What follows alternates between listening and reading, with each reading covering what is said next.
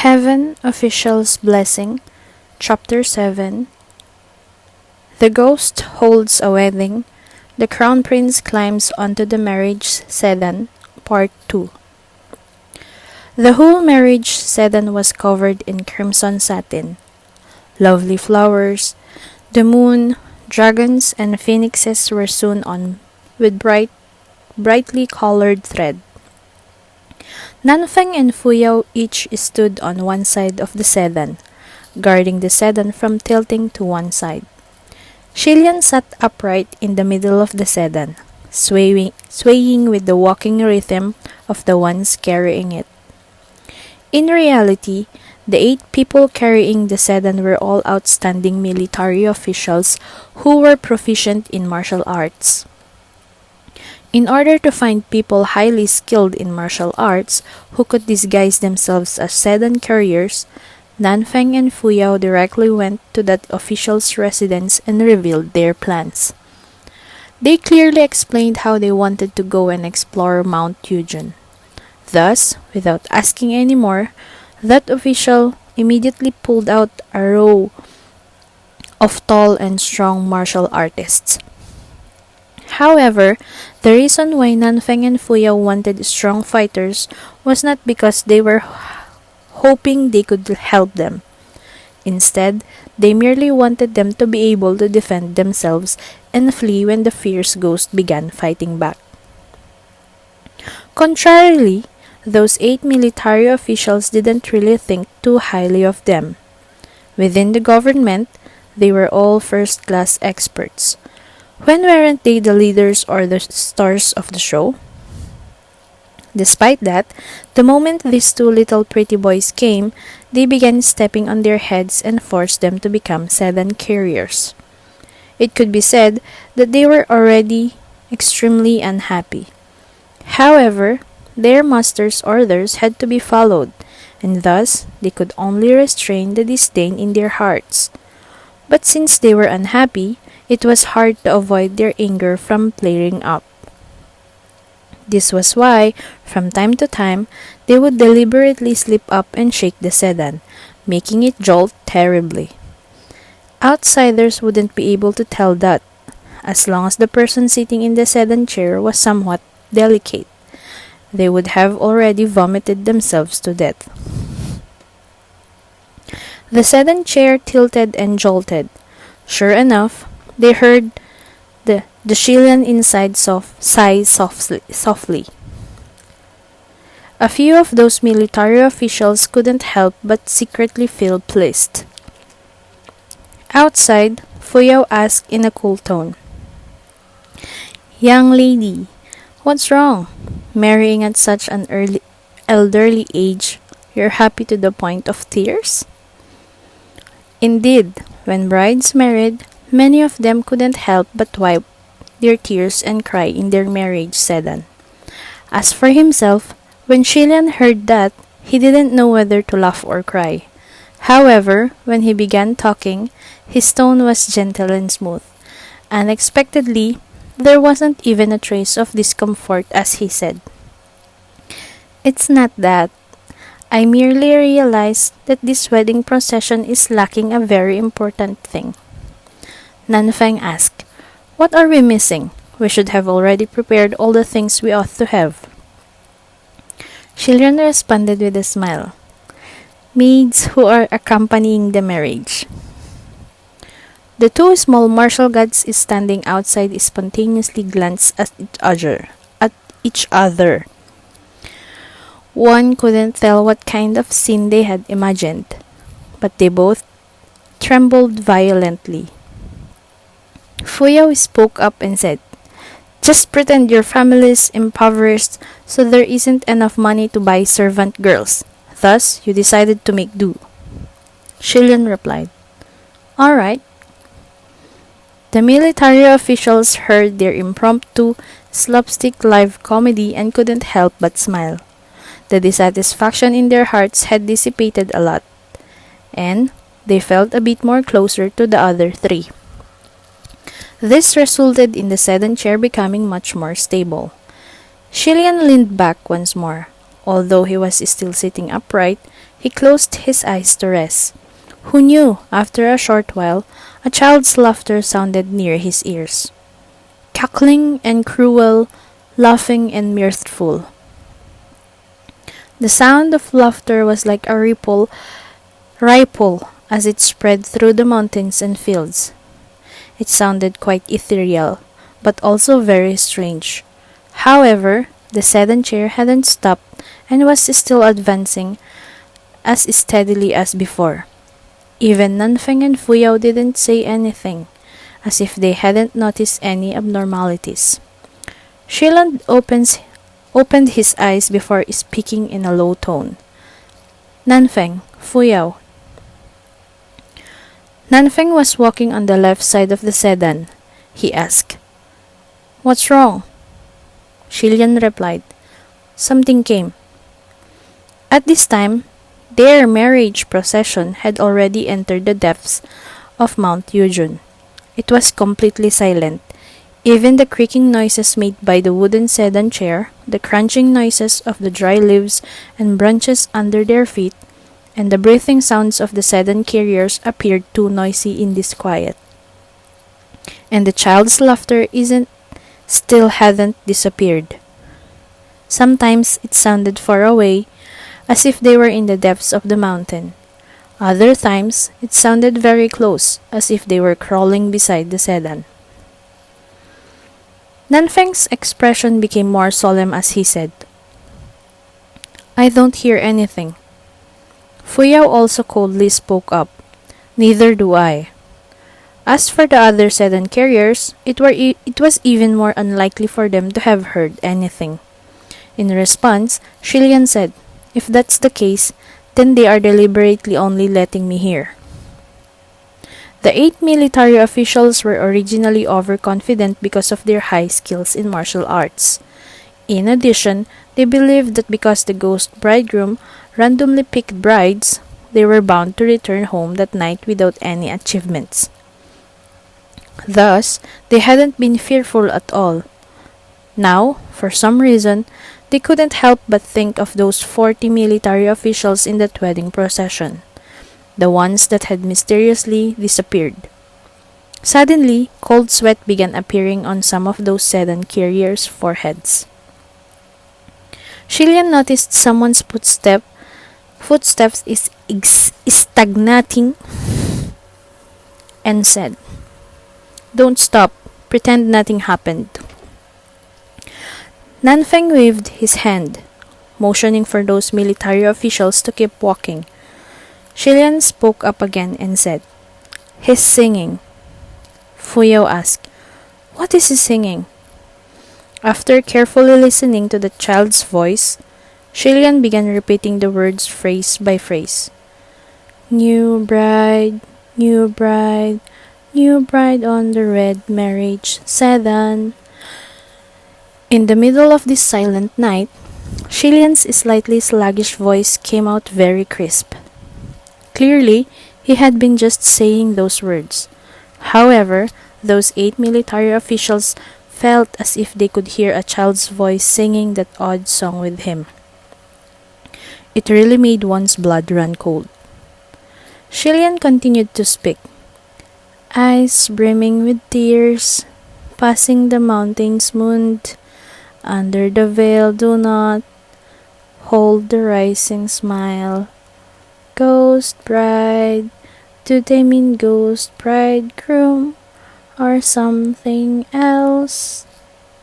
He paused for a bit before saying, "This won't work. He keeps laughing now, so the words are unclear."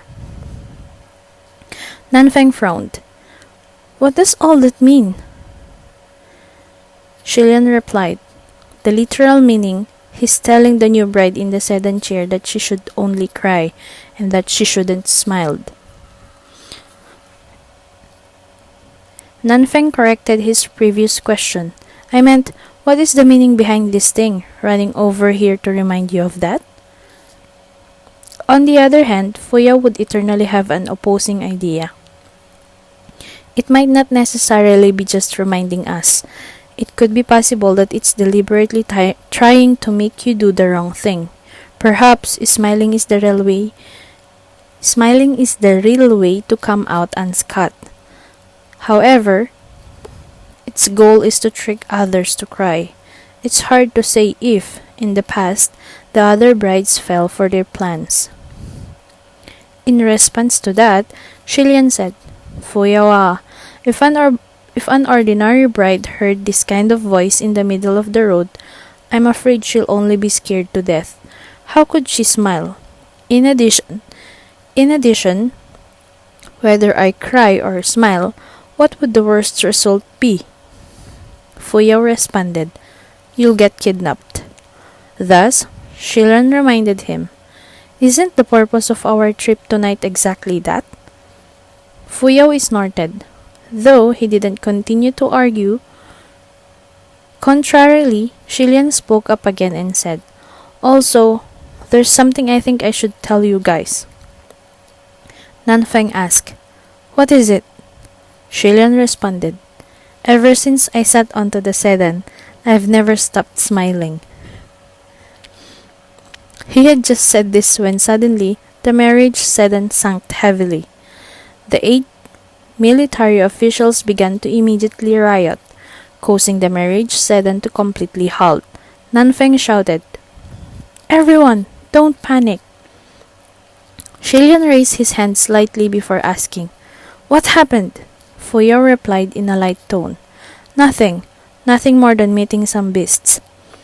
He had just finished answering when Shillian heard a mournful wolf howl cut through the night's silence. A pack of wolves was blocking their path. No matter what, Shillian thought this wasn't very normal. Thus, he asked, May I ask, do wolf packs frequently roam Mount Yujun? One of the military officials holding the carriage replied, I've never heard of this happening before. How could they be on Mount Yujun? Shillian raised his eyebrow before saying, Yeah, then, we've come to the right place. It was nothing more than a pack of wolves on a mountain. They weren't something difficult for Nanfeng and Fuyao to deal with, and they weren't something scary for those military officials who regularly rolled around and fought against others. But just then, they had been pondering over the ghost bridegroom's eerie song. That had been the only reason they were so caught off guard and afraid. From the darkness of the forest, many pairs of faintly green wolf eyes lit up as the wolves themselves began slowly walking out. Quickly, they began surrounding them. However, when one compared a pack of beasts that happily found a meal to that thing they couldn't hear nor touch, the weird thing was, of course, scarier. Thus, one by one, everybody began rolling their sleeves up for battle, preparing to show their talents and go on a killing spree. Unfortunately, the best part of the show had yet to come. Tightly following their steps, a rustling noise appeared, followed by a strange voice that didn't sound human nor like a beast. A military official exclaimed in alarm, This! What is this? What is this thing? Nanfeng also began cursing.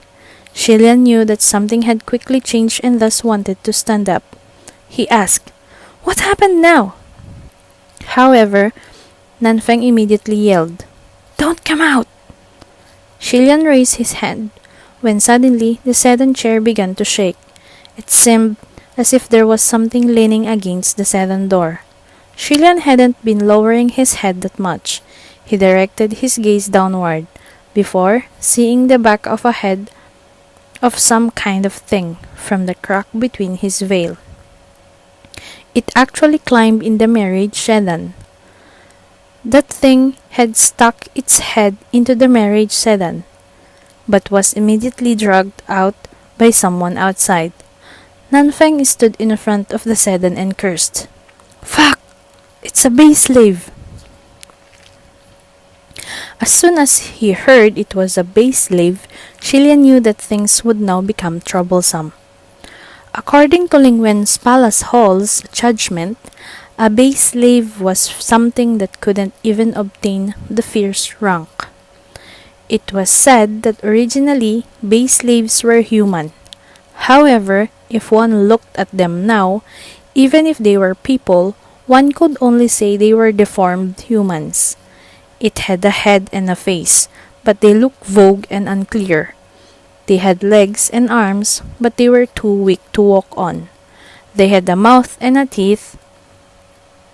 They had mouth and teeth, but it would take them forever to bite someone to death.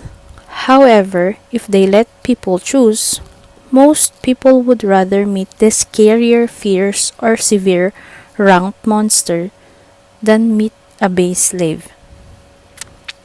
This was because, in most cases, base slaves appeared and coordinated with other ghosts and monsters. When their prey was fighting against their enemies, they would suddenly appear. Then, they would use their endlessly tangled arms and legs to stick to their prey. They also had countless companions that advanced dauntlessly, all winding around their prey like sticky candy. Even though their combat strength was extremely low, they were very tenacious and hard to kill. Furthermore, they usually emerged in a large group. It was pretty hard to shake them off, and it was even more difficult to quickly kill them all. Gradually, one would waste too much strength fighting them, or they would end up stumbling. As a result, there would inevitably be a short moment of carelessness, one that would let the enemy who had been waiting for an opportunity to succeed. After the prey was killed by the other ghosts and monsters, the base slaves would collect the remains of the prey, those broken arms and legs, before eating them with relish. They would gnaw and nibble until they were full of holes. Base slaves were truly a very disgusting existence. To a heavenly official from upper heaven, letting out divine light and pulling out their weapons were naturally enough to scare base slaves into retreating. However, to the small martial gods of middle heaven, these things were truly hard to deal with. From what seemed to be a distant place, Fuyao said in a tone full of revulsion, "I hate these things the most. Did Lingwen Palace Hall mention these things?" Shillian responded, "They didn't." Fuyao immediately retorted, "What use do those guys have?" Ignoring him, Shillian asked, "How many of them came?" This time it was Nanfeng who replied, "Around 100, probably a bit more. Don't come out." For things like base slaves, the more there were, the stronger they became. When there were more than 10 of them, it would already be extremely hard to deal with. More than 100 of them? There would be more than enough base slaves to drag them to death. Base slaves usually liked living in places where there were a lot of people. Thus, Shillian would never have expected that there would be this many living on the deserted Mount Yujun. Shillian thought for a moment before slightly raising his arm, revealing a wrist that was half bandaged. He said, "Go ahead." The moment he said those words, those white bandages began automatically sliding off his arm.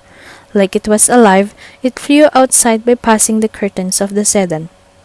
Shillian sat upright in the sedan before gently ordering, "Strangle them to death."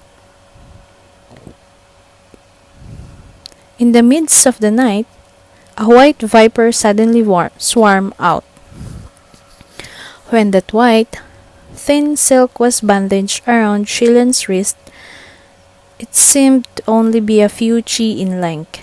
However, when it flew as quick as lightning into the fight, it seemed as if it was infinitely long. With a crack, crack, crack, crack, a succession of snapping sounds echoed in the air. In the blink of an eye, dozens of wild wolves and base slaves had their necks broken by the white silk. The 6 base slaves bothering Nanfeng instantly met a violent death and fell to the ground. He thrust out his palm and sent the last wall flying. However, though Nanfeng had escaped the danger, he didn't relax even the slightest bit. Instead, he rushed toward the sedan and yelled in disbelief, "What is that thing? Aren't you without any spiritual power, and thus can't activate magical artifacts?" Shillian responded, "There would inevitably be exemptions to everything." Nanfeng was furious. He slapped one side of the sedan carriage and roared, "Shillian! Say it clearly! What is that thing? Is it—" That slap of his almost made the whole sedan fall apart. Thus, Shillian had no other choice but to raise his hand and support the door. But for once, he was slightly startled. When Nanfeng said those words, his tone unexpectedly made him recall Fengxin's appearance when he got mad in the past. Nanfeng was still waiting for an answer when suddenly the distant screams of the military officials echoed through the air. Fuyao coldly said, "If you want to talk, beat back these waves of enemies before doing it." Nanfeng had no other choice but to go back and save the show. However, Shillian quickly snapped out of his daze and said, "Nanfeng, Fuyao, you guys leave first." Nanfeng looked back. "What?" Shillian explained, "If you guys stay around the sedan chair, more things will come. You won't be able to finish fighting. In that case, take the other people and leave. I'll stay behind and meet that ghost bridegroom." Nanfeng wanted to start cursing again. "Just you—" However, on the other side, Fuyao coldly spoke up. "Since he can use that silk cloth, for a short while, nothing will happen. If we have time to argue with him, wouldn't it be better spent settling that group before returning to help? I'm leaving." Fuyao was rather confident and at ease. He was also straightforward as well. When he said he was leaving, he immediately left, not even slowing down for a moment. Nanfeng clenched his teeth, knowing in his heart that the other small martial god wasn't wrong. Thus, he turned to face the remaining military officials and said, "Follow me." Sure enough, when they were farther away from the sedan, through the previous phase, slaves and wolves were still there. No more new ones joined the fight. The two small martial gods protected four military officials. As they fought, Fuyao began speaking with a tone of hatred. "Ridiculous! If it were not for me—" He stopped talking. The two of them glanced at each other, their gazes both completely strange. Fuyao swallowed the rest of his words before turning his head. For the time being, the two of them put away this topic and didn't mention it again. Instead, they only continued hurrying. All around the marriage sedan, corpses covered the ground. The silk roye had already strangled all the leftover base slaves and wolves that had tried pouncing onto the sedan. It flew back and began automatically and gently wrapping itself on Shillian's wrist once more. Shillian calmly and quietly sat in the marriage sedan, surrounded by the complete darkness and the rustling sounds of the trees. Suddenly, everything became completely silent. The sound of the wind, the sound of the rustling trees, the shouts of the monsters. In a split second, all of that became deathly silent, as if they were afraid of something. After that, he heard two light laughs. It sounded like a young man's voice, but it also sounded like the voice of a teenager. Shillian sat there and didn't speak. The silk royer wrapped around his wrist, ready to act. As long as the person who came had even the smallest trace of killing intent, it would immediately and frantically strike back with 10 times the power. Unpredictably, Shillian didn't meet an abrupt attack or a blast of killing intent. but something completely different. The curtain of the marriage sedan was slightly lifted. Looking through the crack of the red veil, Shillian saw the person extend the hand toward him. The fingers and joints of that hand were well defined. Red thread was tied around the third finger. On that slender and pale white hand, it looked as if was a colorful and bright knot of fate. Side notes: Roye pronounced as Roshi, but the author has made a note that we should refer to it as Roye. This is the name of the silk.